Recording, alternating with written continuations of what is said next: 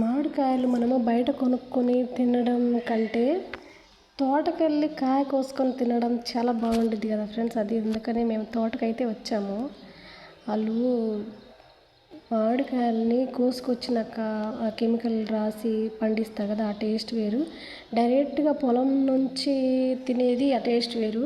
అందుకనే తోటకైతే మేము వచ్చాము. కాయలైతే చాలా టేస్ట్గా ఉన్నాయన్నమాట. సూపర్గా ఉంది. స్మెల్ కూడా సూపర్గా వస్తుంది మామిడికాయది. అందుకనే మేము మామిడికాయ తోటకైతే వచ్చామన్నమాట. చూడండి కాయలు ఎంత బాగా వచ్చాయి, అసలు సూపర్గా ఉన్నాయి. ఈ తోటలో మామిడికాయలు చాలా బాగున్నాయి ఫ్రెండ్స్. అయితే మేము మామిడికాయలు పచ్చడి చేయడానికైతే ఈ కాయలు కోసుకోవడానికి అయితే వచ్చాము. అలాగే తినడానికి కూడా బాగుంటాయని కోసుకోవడానికి వచ్చాము, కొనుక్కోవడానికి. పచ్చడి పెట్టుకోవడానికి కొన్ని కొన్నాము, అలాగే తినడానికి కొన్ని కొన్నాము. కాయలు అయితే చాలా బాగున్నాయి అన్నమాట. మేము తోటకు వచ్చాము, ఫుల్ ఎంజాయ్ చేసాం అన్నమాట ఈరోజు. చూడండి ఫ్రెండ్స్, ఎంత గుత్తుగా సూపర్గా ఉన్నాయి. అసలు ఆ వీడియో తీసుకోవాలన్నా చాలా బాగున్నాయి అన్నమాట.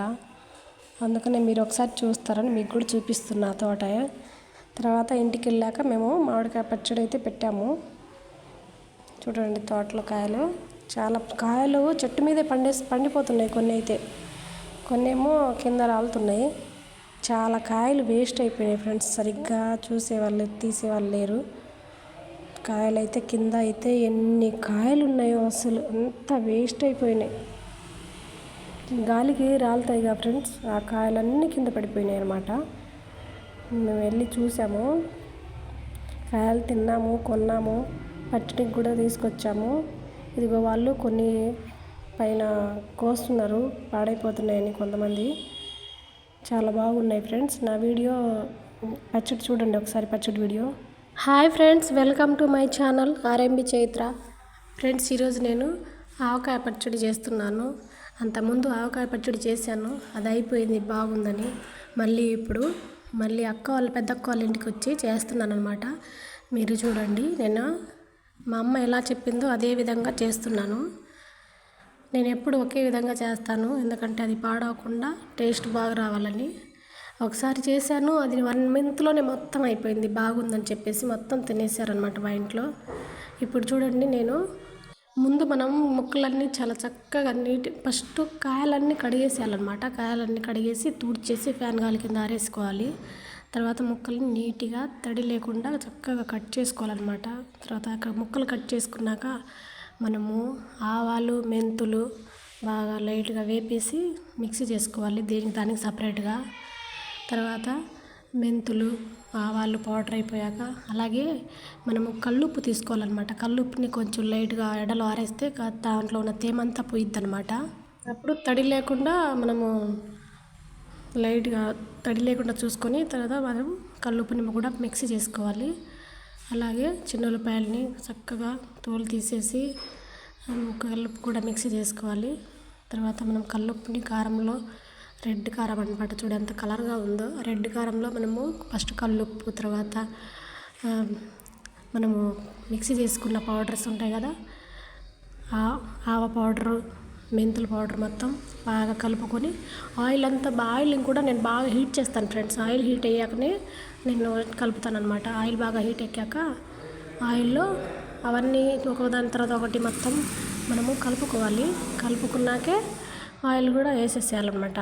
అన్నీ బాగా కలిపి కారంలో అన్ని మసాలాలు బాగా పట్టినాకనే ముక్కలు కలపాలి. ఇవన్నీ వేసేసాను చూడండి. ఇప్పుడు మొత్తం ముక్కలు వేసుకోవాలన్నమాట. ముక్కల్ని చక్కగా వేడి నేను ఆయిల్ వేడి చేశాను ఫ్రెండ్స్.